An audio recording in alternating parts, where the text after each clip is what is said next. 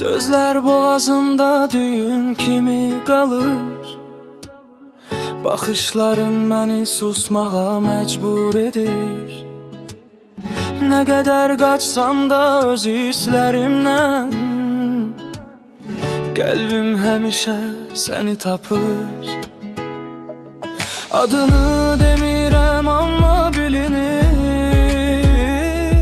Bu sükutda bir həqiqət gizlidir. Mən səni sevdim, səbəbsiz sevdim. Nə izah etdim, nə də gizlətdim. Dünya susanda belə içimdə bu hiss səni deyir, səni deyir.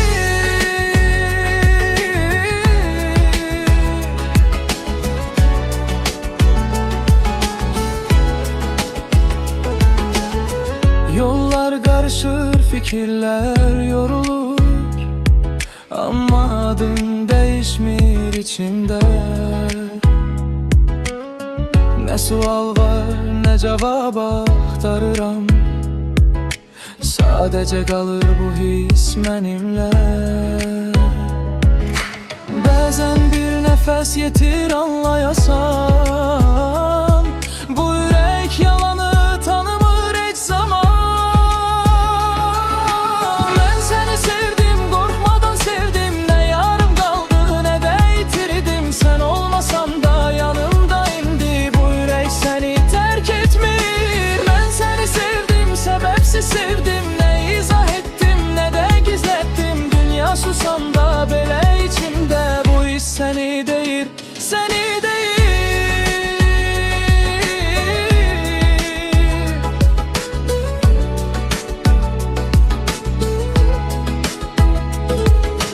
Əgər bu sevda səhvdirsə, düzü də istəmirəm artıq. Məni məndən alan bu hisslə yaşamağa razıyam açıq. Əgər bu sevda səhvdirsə, düzü də istəmirəm artıq. Məni məndən alan bu hisslə yaşamağa razıyam açıq.